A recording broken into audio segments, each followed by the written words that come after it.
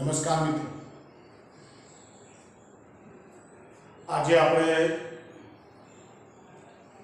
સુવાહક પદાર્થો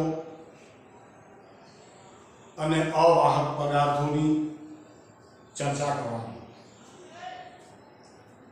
મિત્રો, સુવાહક પદાર્થો એટલે ધાત્વિક પદાર્થો. આપણી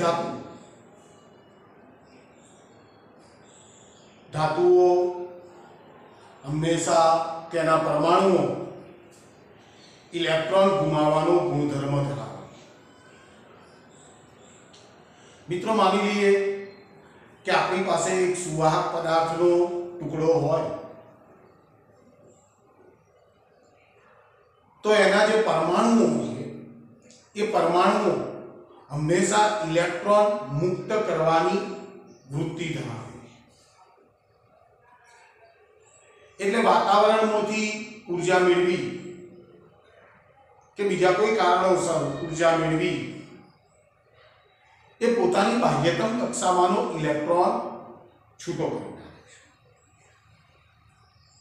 ટૂંકમાં મિત્રો, સુવાહક પદાર્થની અંદર આવા ઘણા બધા ઇલેક્ટ્રોન્સ મુક્ત થઈ ગયેલા હશે, પરંતુ મિત્રો એક વસ્તુ યાદ રાખજો, આ ઇલેક્ટ્રોન ધાતુની સપાટીમાંથી બહાર નીકળી શકતા નથી. અંદરના અંદર જ. આનો મિત્રો અર્થ એવો થાય કે સુવાહક પદાર્થો જે છે એ સુવાહક પદાર્થના પરમાણુઓએ ઇલેક્ટ્રોન તો દૂર કરી નાખ્યો છે. હવે જે પરમાણુની અંદરથી ઇલેક્ટ્રોન મુક્ત થશે એટલે એ પોતે ધન આયન બનશે. ધન આયન ને બધું છે, ન્યુક્લિયસ છે, બાકીના બધા ઇલેક્ટ્રોન્સ છે. ટૂંકમો કદમો ઘણો બધો મોટો છે, દળમો ઘણો બધો ભારે છે. એટલે લગભગ એ જે ધન આયન છે એ ધન આયન પોતાના લેટિસ બિંદુ ઉપર લગભગ સ્થિર હોય. જ્યારે પેલા મુક્ત થઈ ગયેલા ઇલેક્ટ્રોન્સ જે છે એ ઇલેક્ટ્રોન્સ ધાતુની અંદર ગમે તે બાજુ ફરતા હશે. મિત્રો, ખાસ ધ્યાન રાખજો, છતાં સુવાહક પદાર્થ વિદ્યુતની તટસ્થ. જે ઇલેક્ટ્રોન એને મુક્ત કર્યા છે એ ઇલેક્ટ્રોન તો ધાતુની અંદર જ છે. એટલે ઇલેક્ટ્રોનની ઘટ નથી. મિત્રો ધ્યાનથી, એટલે સુવાહક પદાર્થ જે છે એ સુવાહક પદાર્થ વિદ્યુતનો તટસ્થ છે. ચલો, ઓકે. હવે માની લઈએ કે આ સુવાહક પદાર્થને હું કોઈ બાહ્ય વિદ્યુત ક્ષેત્રમાં મૂકું. મિત્રો ધ્યાનથી બરોબર સમજો. હવે આ સુવાહક પદાર્થને જેવો હું બાહ્ય વિદ્યુત ક્ષેત્રમાં મૂકીશ એટલે સુવાહક પદાર્થની અંદર મુક્ત થઈ ગયેલા ઇલેક્ટ્રોન્સ છે, પેલા ધન આયનો છે. મિત્રો ખાસ ધ્યાન રાખજો, ઇલેક્ટ્રોનનો ચાર્જ નેગેટિવ છે એટલે એના ઉપર F = E × E જેટલું બળ લાગવાનું. F = E × E જેટલું વિદ્યુતીય બળ લાગવાનું. ઇલેક્ટ્રોનનો ચાર્જ નેગેટિવ છે એટલે ઇલેક્ટ્રોન ઉપર લાગતું જે વિદ્યુતીય બળ છે એ વિદ્યુત ક્ષેત્રની વિરુદ્ધ દિશામાં હશે. મિત્રો, વિદ્યુત ભારનું પ્રેરણ યાદ કરો. આપણી પાસે એક સુવાહક ગોળો હતો જેની નજીક આપણે કાચનો કે પ્લાસ્ટિકનો વિદ્યુત ભારિત સળિયો નજીક લઈ ગયા હતા. તો ઇલેક્ટ્રોન ઉપર વિદ્યુતીય બળ લાગવાના કારણે શું બન્યું હતું કે આ ગોળો જે છે એ ગોળાની અંદરથી ઇલેક્ટ્રોન માની લો કે બધા આ સપાટી પર જાય તો આ સપાટી બાજુ બધો ધન વિદ્યુત ભાર ખુલ્લો પડે. મિત્રો, આ ગોળો હજી વિદ્યુતનો તો તટસ્થ છે, પણ આપણે જો આને વિદ્યુત ભારિત કરવો હોય તો આપણે અહીંયાથી શું કર્યું, કો તો આ બાજુ એક વાહક તાર લઈ અને એનું અર્થિંગ કરી નાખ્યું. એટલે પૃથ્વીએ કોતો એને પદાર્થને ઇલેક્ટ્રોન આપ્યા અને કોતો ઇલેક્ટ્રોન બધા લઈ લીધા છે એટલે આપેલો પદાર્થ જે છે એ વિદ્યુત ભારિત થયો ચલો મિત્રો ક્લિયર છે આપણી વાત તો મિત્રો ધ્યાનથી બરોબર સમજો માની લીજે કે સુવાહક પદાર્થને તમે બાહ્ય વિદ્યુત ક્ષેત્રમાં મૂકો છો તો એના ઉપર કંઈક આવી રચના થવાની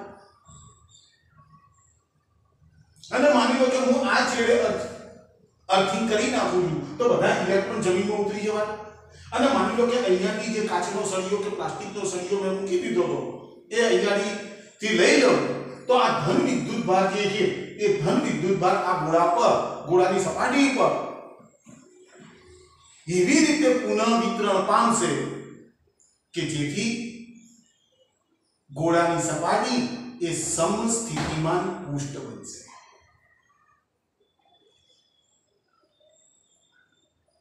મિત્રો વાર્તાનો સાર એ છે કે જ્યારે કોઈ પણ સુવાહક પદાર્થને તમે બાહ્ય વિદ્યુત ક્ષેત્રમાં મૂકો અથવા તો સુવાહક પદાર્થ ઉપર વીજભાર તમે પ્રસ્થાપિત કરો આ મિત્ર ઇન્ડ્યુસ ચાર્જ કહેવાય પ્રેરિત વીજભાર તમે પેલો વીજભાર પદાર્થની ઉપર મૂકો જ્યારે વિદ્યુત ભાર આપેલા સુવાહક પદાર્થ ઉપર મૂકવામાં આવે તો મિત્રો ખાસ ધ્યાન રાખજો એ વિદ્યુત ભાર માત્ર તેની સપાટી પર પ્રસ્થાપિત થાય એની સપાટી પર પ્રસ્થાપિત થાય અને પરિણામે માની લઈએ કે મારી પાસે ધાતુનો ગોળો હોય અને એ ધાતુના ગોળા ઉપર માની લો કે મેં ધન વિદ્યુત ભાર પ્રસ્થાપિત કર્યો ધન વિદ્યુત ભાર મેં પ્રસ્થાપિત કર્યો તો માની લઈએ કે આ ગોળાની અંદર માની લો કે એક હું ગાઉસિયન પૃષ્ઠ વિચારું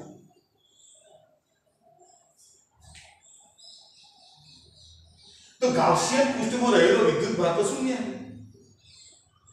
તો મિત્રો ખાસ ધ્યાન રાખજો સુવાહક પદાર્થોની વર્તણૂક એવા પ્રકારની છે કે એનો જે વીજભાર છે એ વીજભાર હંમેશા એની સપાટી ઉપર જ રહેતો આ વીજભાર એની સપાટી ઉપર જ પ્રસ્થાપિત થાય અને પરિણામે અંદર તો કોઈ વીજભાર છે નહીં અંદર કોઈ વીજભાર નથી માટે અંદરનું વિદ્યુત ક્ષેત્ર E બરાબર હંમેશા શૂન્ય આનો અર્થ મિત્રો એવો થાય કે ધાતુની સપાટી પર સુવાહક પદાર્થોની સપાટી પર જ્યારે તમે વિદ્યુત ભાર મૂકો છો ત્યારે આ ગોળો એક વિદ્યુત ભારિત કવચની માફક વર્તે અંદરનું વિદ્યુત ક્ષેત્ર શૂન્ય હોય અને માટે V બરાબર અચળ હોય આપણે જાણીએ છીએ E -dV/dr મિત્રો ખાસ ધ્યાન રાખજો જો E બરાબર 0 તો V બરાબર અચળ પણ આ અચળ હોય કેટલું તો મિત્રો ખાસ ધ્યાન રાખજો એ સપાટી ઉપર જેટલું સ્થિતિમાન હોય તો આ ગોળાની અંદરના ભાગનો દરેક બિંદુ પાસે સ્થિતિમાનની કિંમત એના સપાટી ઉપરના સ્થિતિમાન જેટલી જ હોય મિત્રો માની લઈએ કે આ ગોળો મેં દોર્યો છે એની ત્રિજ્યા માની લો કે કેપિટલ R લઉં તો આનો વિદ્યુત સ્થિતિમાન V kq/r જેટલું હશે તો પછી અંદરની બાજુ પણ એનું વિદ્યુત સ્થિતિમાન kq/R જેટલું જ હોય વિદ્યુત ક્ષેત્રની કિંમત શૂન્ય હોય ચલો ક્લિયર બીજી હવે માની લો કે આ ગોળા ઉપર મેં ઘન વિદ્યુત ભાર પ્રસ્થાપિત કર્યો છે તો એની વિદ્યુત ક્ષેત્ર રેખાઓ જે છે એ વિદ્યુત ક્ષેત્ર રેખાઓ બધી આમ નીકળતી હશે મિત્રો ખાસ ધ્યાન રાખજો આ વિદ્યુત ક્ષેત્ર રેખાઓ જે છે એ ગોળાની સપાટીના કોઈ પણ બિંદુ પાસે સ્થાનિક રીતે સપાટીને હંમેશા લંબરૂપ આ બધી એની લાક્ષણિકતાઓ મિત્રો એ સ્થાનિક રીતે જે તે બિંદુ પાસે સ્થાનિક રીતે એ લંબરૂપે અને બીજી ખૂબ बहार। मित्रों आ जे गोळो है ये गोळा उपरનું વિદ્યુત ક્ષેત્ર E = હંમેશા સિગ્મા બાય એપ્સિલોન નોટ જેટલું હોય, જેની સાબિતી આપણા પાઠ્યપુસ્તકે આપેલી છે, આપણે આપની કોઈ જરૂરી લાગતી નથી મને। E = sigma by epsilon nought છે। મિત્રો યાદ કરો પેલું વિદ્યુત ભારી અનંત લંબાઈનું જે સમતલ આપ્યું એ સમતલથી ગમે તેટલા અંતરે વિદ્યુત ક્ષેત્ર sigma by twice epsilon nought જેટલું અને આ વિદ્યુત ક્ષેત્ર છે E = sigma by epsilon nought જેટલું। તો મિત્રો સુવાહક પદાર્થો માટેની આ બધી જે લાક્ષણિકતાઓ હું બોલ્યો છું એ લાક્ષણિકતાઓ તમારે યાદ રાખવી જરૂરી છે। સુવાહક પદાર્થની અંદર વધારાનો કોઈ વીજભાર અંદર હોતો નથી, અંદર વીજભાર હોતો નથી એટલે તો E બરાબર કાયમ માટે અંદરના વિસ્તારનો શૂન્ય થઈ જાય। મિત્રો બીજી ચર્ચા કરવી છે અવાહક પદાર્થ। ડાઇલેક્ટ્રિક પદાર્થો એટલે અવાહક પદાર્થો।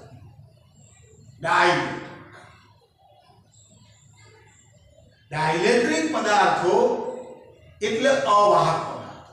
મિત્રો સુવાહક પદાર્થ હોય ને તો સુવાહક પદાર્થની અંદર શું થાય, તમે બાહ્ય વિદ્યુત ક્ષેત્રમાં મૂકો ને તો ઇલેક્ટ્રોન બધા આ સપાટી બાજુ ભેગા થઈ જાય, ધન વિદ્યુત ભાર બધો આ બાજુ ભેગો થઈ જાય એટલે શું થાય, અંદરના વિસ્તારમાં વિદ્યુત ક્ષેત્ર રચાય।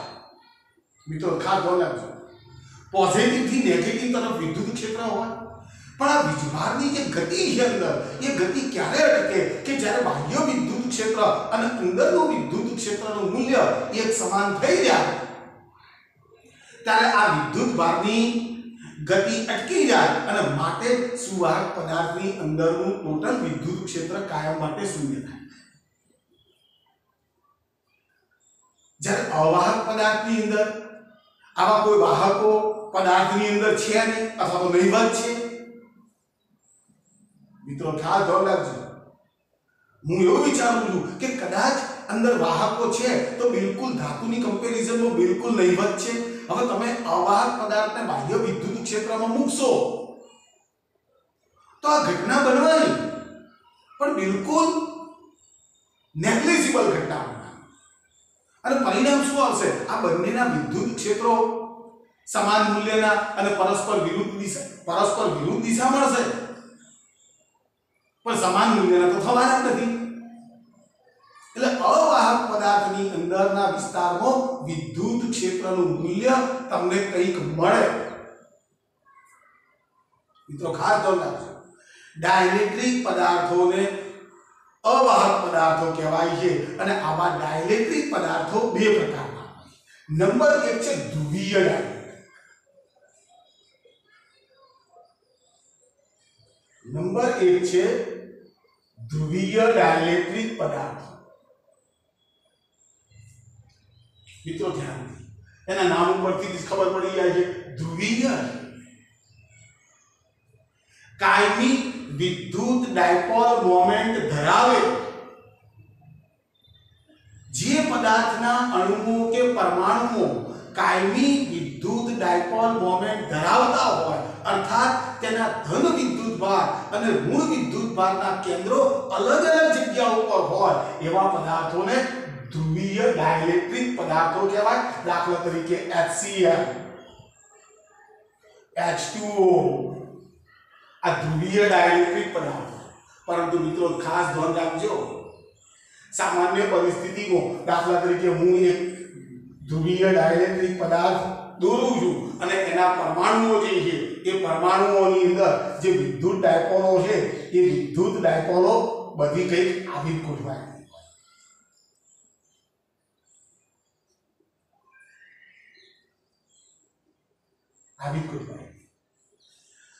પરિણામ મિત્રો શું આવે, જો આની વિદ્યુત ડાયપોલ મોમેન્ટ આમ છે, આની આમ છે, આની આમ છે, આની આમ છે, આની આમ છે, બધાની દિશાઓ જુદી જુદી છે અને પરિણામ શું આવે છે, ભલે પદાર્થ ધ્રુવીય ડાઇલેક્ટ્રિક પદાર્થ થયો પરંતુ એની ટોટલ વિદ્યુત ડાયપોલ મોમેન્ટ તો શૂન્ય છે। ટોટલ વિદ્યુત ડાયપોલ મોમેન્ટ જે છે એની કિંમત તો કાયમ માટે શૂન્ય છે. ચલો કમ્પ્લીટ છે મિત્રો. તો આ થયા ધ્રુવીય ડાઇલેક્ટ્રિક પદાર્થ અને બીજા છે અધ્રુવીય ડાઇલેક્ટ્રિક પદાર્થ. અધ્રુવીય ડાઇલેક્ટ્રિક પદાર્થ મિત્રો નામ પરથી ખબર પડી જાય છે કે એના ધન વિદ્યુત ભાર અને ઋણ વિદ્યુત ભારના જે કેન્દ્રો છે એ એક જ બિંદુ પાસે કેન્દ્રિત થયેલા. વિદ્યુત ડાયપોલ મોમેન્ટ એ લોકો ધરાવતા નથી. એવા જે પદાર્થો છે એ પદાર્થો અધ્રુવીય ડાઇલેક્ટ્રિક પદાર્થ કહેવાય. દાખલા તરીકે O2, H2, N2 આ બધા ધ્રુવીય અધ્રુવીય ડાઇલેક્ટ્રિક પદાર્થો જે કાયમી વિદ્યુત ડાયપોલ મોમેન્ટ ધરાવતા નથી. હા, જો અધ્રુવીય ડાઇલેક્ટ્રિક પદાર્થને કોઈ બાહ્ય વિદ્યુત ક્ષેત્રની અંદર મૂકવામાં આવે તો એના ધન વિદ્યુત ભાર અને ઋણ વિદ્યુત ભારના કેન્દ્રો અલગ અલગ થઈ જાય છે અને પરિણામે એની અંદર પણ વિદ્યુત ડાયપોલ જન્મે. ચલો મિત્રો ક્લિયર છે. તો ધ્રુવીય ડાઇલેક્ટ્રિક પદાર્થો અધ્રુવીય ડાઇલેક્ટ્રિક પદાર્થો એની વ્યાખ્યાઓ તૈયાર કરવાની, એના ઉદાહરણો તૈયાર કરવાના. ગુજકેટ જેવી પરીક્ષાની અંદર આવા પ્રશ્નો ઘણી વખત પૂછાઈ ચૂકેલા છે. ચલો ઓકે.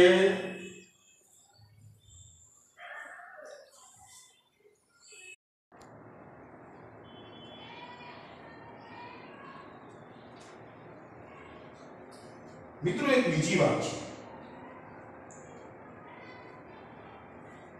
માની લઈએ કે આપણી પાસે એક સુવાહક પદાર્થ છે અને એની અંદર એક બખોર છે. એવું પણ માની લઈએ છે કે એ પદાર્થ વિદ્યુત ભારિત છે. માની લઈએ કે આપણી પાસે એક આવો રેન્ડમ આવો કોઈ એક પદાર્થ છે, સુવાહક પદાર્થ છે. એની અંદર માન લો કે એક બખોર રાખવામાં આવે. આ સુવાહક પદાર્થ જે છે એ માની લો કે વિદ્યુત ભારિત છે. અહીંયા બધો ધન વિદ્યુત ભાર પથરાયેલો છે, અહીંયા બધો ઋણ વિદ્યુત ભાર પથરાયેલો છે, અહીંયા માની લો કે ઋણ વિદ્યુત ભાર પથરાયેલો છે. તો મિત્રો આપેલો પદાર્થ જે છે એ પદાર્થ ઉપર બધો ચાર્જ છે. બખોર વાળો સુવાહક છે. મિત્રો આ જે બખોર છે એ બખોરમાં તો કોઈ વિદ્યુત ભાર છે. મિત્રો ધ્યાનથી સમજો. તો એનો અર્થ એવો થયો કે સુવાહક પદાર્થની જે બખોર છે એ બખોરની અંદરનું વિદ્યુત ક્ષેત્ર કાયમ માટે શૂન્ય. અને વિદ્યુત ક્ષેત્ર શૂન્ય હોય તો આપણે આગળ કીધું એમ V બરાબર છે. અચ્છા, માની લો કે સુવાહક પદાર્થ જે છે એ પદાર્થને કોઈ બાહ્ય વિદ્યુત ક્ષેત્રમાં મૂકવામાં આવે તો શું થાય? તો એક બાજુ ઋણ વિદ્યુત ભારો બધા ઉલટાઈ જશે, બીજી બાજુ બધા ધન વિદ્યુત ભારો એકઠા થઈ જશે. આપેલા પદાર્થ ઉપર બધા વીજભારો તો મળવાના. મિત્રો જો આ સુવાહક પદાર્થની અંદરની સપાટી પર હું એનું વિદ્યુત ક્ષેત્ર નોંધવા જાઉં તો મિત્રો E બરાબર 0 થવાય. કારણ કે વિદ્યુત ભાર તો ક્યાં રહેવાના? એની સપાટી પર રહેવાના. એટલે અંદરના વિસ્તારમાં વિદ્યુત ક્ષેત્રની કિંમત હંમેશા શૂન્ય રહે. અને એવા સુવાહકની અંદર જો કોઈ બખોર રાખવામાં આવે તો અંદરનું વિદ્યુત ક્ષેત્ર પણ સુવાહક એના ઉપર વીજભાર મૂક્યો હોય કે પછી આપેલા સુવાહક પદાર્થને બાહ્ય વિદ્યુત ક્ષેત્રમાં રાખ્યો હોય છતાં બખોરની અંદરનું વિદ્યુત ક્ષેત્ર તો હંમેશા મિત્રો શૂન્ય જ રહે. આ જે ઘટના છે મિત્રો એ ઘટનાને કહેવામાં આવે છે ઇલેક્ટ્રોસ્ટેટિક શિલ્ડિંગ કહેવાય. એટલે આના લગતા કેટલાક ચિત્રો દોરી અને આપણને MCQ પ્રશ્ન કે હેતુલક્ષી પ્રશ્ન પૂછતા હોય છે જરા આ બાબતનો ધ્યાન રાખજો જરા મિત્રો બીજી આપણે ધ્રુવીય ડાઇલેક્ટ્રિક પદાર્થો અધ્રુવીય ડાઇલેક્ટ્રિક પદાર્થોની વાતો કરી માની લો કે મારી પાસે એક અધ્રુવીય ડાઇલેક્ટ્રિક પદાર્થ છે અધ્રુવીય અને આ બાજુ માની લો કે ધ્રુવીય ડાઇલેક્ટ્રિક પદાર્થ છે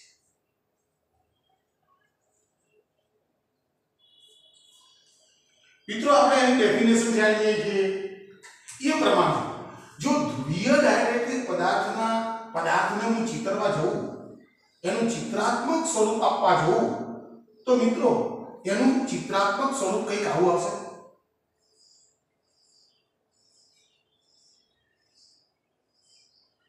એનું ચિત્રાત્મક સ્વરૂપ જે છે મિત્રો કે આ પ્રકારનું આવશે ધન ધન ધન ધન અને ઋણ વિદ્યુત ભારના કેન્દ્રો મિત્રો એક જ બિંદુ પર સંપાત થયેલા છે વિદ્યુત ડાયપોલ મોમેન્ટ એની પરમાણુઓ ધરાવતી નથી જ્યારે ધ્રુવીય ડાઇલેક્ટ્રિક પદાર્થ કેવા હોય આ ધ્રુવીય ડાઇલેક્ટ્રિક પદાર્થ એવો છે જેની પ્રત્યેક પરમાણુ એ ડાયપોલ મોમેન્ટ ધરાવતો એટલે એની ડાયપોલ્સ જે છે એ ડાયપોલ્સ કંઈક આવી ગોઠવાયેલી હોય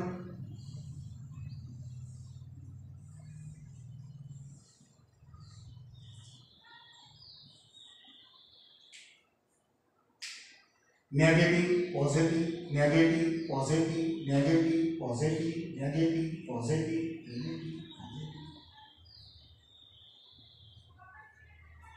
મિત્રો આ ધ્રુવીય ડાઇલેક્ટ્રિક પદાર્થનું સ્ટ્રક્ચર દોરવાનો પ્રયત્ન જો પ્રત્યેક પરમાણુ જે છે એ પરમાણુ વિદ્યુત ડાયપોલ મોમેન્ટ ધરાવે છે પરંતુ ધ્યાનથી સમજો પરંતુ જો આની ટોટલ વિદ્યુત ડાયપોલ મોમેન્ટ મેળવવામાં આવે તો p બરાબર છે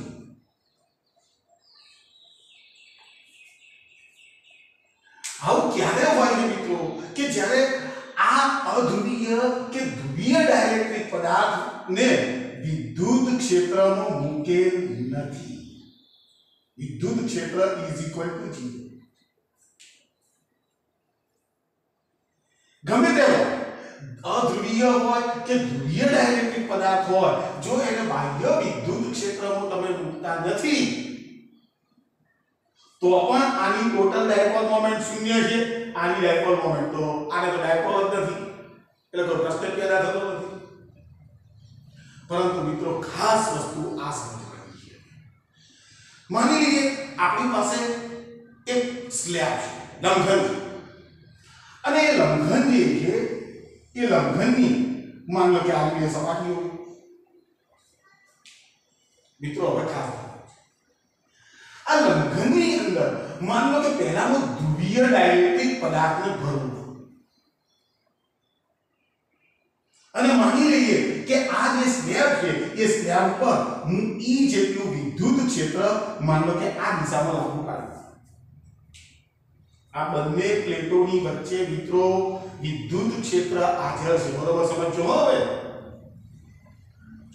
હું આ વિદ્યુત ક્ષેત્રની અંદર આ ધ્રુવીય ડાઇલેક્ટ્રિક પદાર્થનું એક ચોસલું નાખી દઉં છું એને ધ્રુવીય ડાઇલેક્ટ્રિક પદાર્થને ભરવું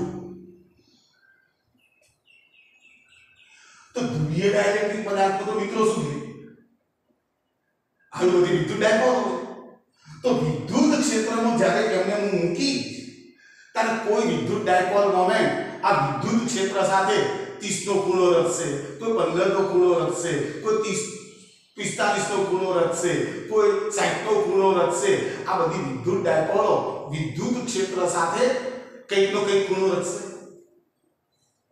પરિણામ શું હશે પરિણામ મિત્રો એ આવશે આ વિદ્યુત ડાયપોલ્સ જે છે એ ડાયપોલ્સ ઉપર ટોર્ક લાગશે આપણે પહેલા ચક્રમાં જાણીએ અને ટોર્ક લાગવાના કારણે આ બધી જે ડાયપોલ્સ છે એ ડાયપોલ્સ કોણીય ભ્રમણ કરી અને વિદ્યુત ક્ષેત્રને સમાંતર બનવાનો પ્રયત્ન કરશે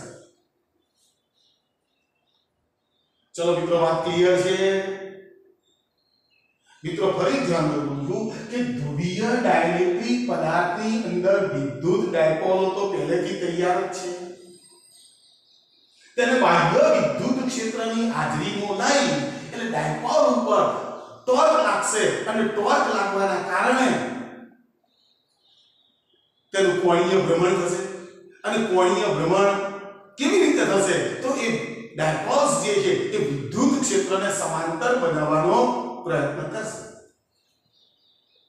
ચલો ક્લિયર છે? સારું, હવે આ વિચારજો કે જો અધ્રુવીય ડાઇલેક્ટ્રિક પદાર્થને આનો ભરવામાં આવે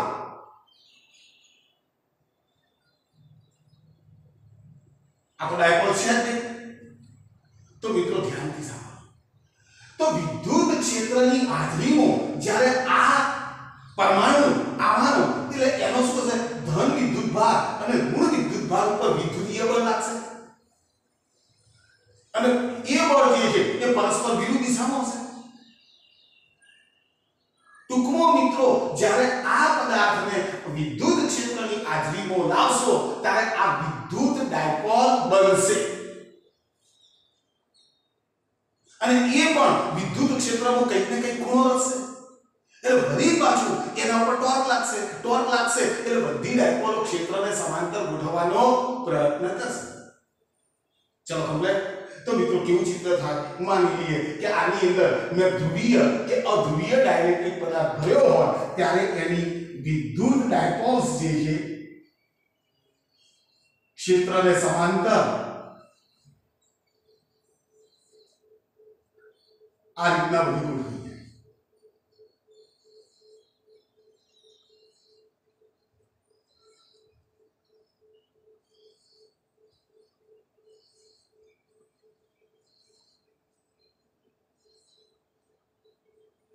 વિદ્યુત ક્ષેત્રને સમાંતર આ બધી ડાયપોલ્સ ગોઠવાઈ ચૂકેલી છે. મિત્રો ખાસ ધ્યાન રાખજો. હવે શું થાય છે મિત્રો? જરા જોજો. આ પોઝિટિવ, આ નેગેટિવ, આ પોઝિટિવ, આ નેગેટિવ, આ પોઝિટિવ, આ નેગેટિવ એકબીજાની અસરોને નાબૂદ કરી નાખશે. તો વધશે શું આપણી પાસે? તો એકલો આ બાજુ આ પ્લેટ ઉપર એકલો નેગેટિવ ચાર્જ વધશે અને એ જ પ્રમાણે આ પ્લેટ ઉપર બધો પોઝિટિવ ચાર્જ પણ વધશે. મિત્રો કોનો જે ખબર છે? આ લોકો આ વિદ્યુત ભાર જે છે એ વિદ્યુત ભારને મિત્રો બદ્ધ વિદ્યુત ભાર કહેવાય. મિત્રો ધ્યાનથી સાંભળજો. આના ઉપર જે આ વિદ્યુત ભાર મળ્યો છે એનું નામ છે બદ્ધ વિદ્યુત ભાર અને પરિણામે આ જે પૃષ્ઠ ઉપર બધો વિદ્યુત ભાર મળ્યો છે એનું નામ છે સિગ્મા પી. બદ્ધ વિદ્યુત ભાર ઘનતા. આ પ્લસ છે, આ માઈનસ છે. બદ્ધ વિદ્યુત ભાર ઘનતા. મિત્રો બહુ સ્પષ્ટ વાત છે કે વચ્ચેના વિદ્યુત ભારો તો બધા તટસ્થ થઈ ગયા છે એટલે આ પોઝિટિવ, આ બાજુ પોઝિટિવ ચાર્જ છે, આ બાજુ નેગેટિવ ચાર્જ છે. પરિણામ શું આવશે? આ બે પ્લેટોના વચ્ચેના વિસ્તારમાં વિદ્યુત ક્ષેત્ર પેદા થશે અને એ વિદ્યુત ક્ષેત્રની દિશા પોઝિટિવ થી નેગેટિવ તરફ આ દિશા હશે. મિત્રો ખરેખર બને શું કે અંદરનું વિદ્યુત ક્ષેત્ર જે છે એ વિદ્યુત ક્ષેત્ર ખરેખર તો E જેટલું હતું. તમે બાહ્ય વિદ્યુત ક્ષેત્ર જે લાગુ પાડ્યું એ તો E જેટલું હતું. પણ જ્યારે તમે અંદર ધ્રુવીય ડાઇલેક્ટ્રિક કે અધ્રુવીય ડાઇલેક્ટ્રિક પદાર્થ ભર્યો એના કારણે અંદર રચાતું વિદ્યુત ક્ષેત્ર E' મળ્યું. કહેવાનો અર્થ મિત્રો એટલો જ છે કે આ બે પ્લેટો વચ્ચેના વિસ્તારમાં વિદ્યુત ક્ષેત્રની કિંમત ઘટી જાય. કારણ કે આનું વિદ્યુત ક્ષેત્ર આમ છે, આનું વિદ્યુત ક્ષેત્ર આમ છે. ચલો મિત્રો કમ્પ્લીટ છે. બીજી એક વાત મિત્રો ધ્યાન રાખો. આ એક ઘણી બધી ડાયપોલ્સ મેં ક્ષેત્રને સમાંતર ગોઠવી તમને બતાવી. બરાબર છે? અહીં એ બધી ડાયપોલ્સ છે. આને જો બાહ્ય વિદ્યુત ક્ષેત્રમાં મૂકીએ તો ડાયપોલ્સ થઈ જાય. મિત્રો ધ્યાનથી બાહ્ય વિદ્યુત ક્ષેત્રની હાજરીમાં આ બધી ડાયપોલો ક્ષેત્રને સમાંતર ગોઠવશે. મિત્રો ધ્યાનથી સાંભળજો. એકમ કદ દીઠ વિદ્યુત ડાયપોલ મોમેન્ટ ને પોલેરાઇઝેશન. એકમ કદ દીઠ વિદ્યુત ડાયપોલ મોમેન્ટને પોલેરાઇઝેશન કહેવાય અને પોલેરાઇઝેશનને હંમેશા p વડે દર્શાવે અને આ p જે છે is proposed to capital E વિદ્યુત ક્ષેત્રના સમપ્રમાણ એકમ કદ દીઠ વિદ્યુત ડાયપોલ મોમેન્ટ એ હંમેશા વિદ્યુત ક્ષેત્રની તીવ્રતાના સમપ્રમાણમાં હોય છે therefore p is equal to chi into E મિત્રો ખાસ ધ્યાન રાખજો chi E એક અચળાંક જેને કહેવામાં આવે છે ઇલેક્ટ્રિક સસેપ્ટિબિલિટી આ નામ છે ઇલેક્ટ્રિક સસેપ્ટિબિલિટી જે માધ્યમ અને કંઈક અંશે એ તાપમાન ઉપર આધારિત છે મિત્રો બહુ સ્પષ્ટ વાત છે જેમ આનું મૂલ્ય વધુ એમ p નું મૂલ્ય વધુ એકમ કદ દીઠ વિદ્યુત ડાયપોલ મોમેન્ટ જેને પોલેરાઇઝેશન કહેવાય પોલેરાઇઝેશનની તીવ્રતા કહેવાય એનું મૂલ્ય વધારે મિત્રો ખાસ ધ્યાન રાખજો જ્યારે ધ્રુવીય ડાઇલેક્ટ્રિક પદાર્થને તમે આ ચોસલાની અંદર બાહ્ય વિદ્યુત ક્ષેત્રની હાજરીમાં લાવો છો ત્યારે 100% વિદ્યુત ડાયપોલો ક્ષેત્રને સમાંતર ગોઠવાઈ શકતી નથી એનું કારણ મિત્રો શું છે આપણું તાપમાન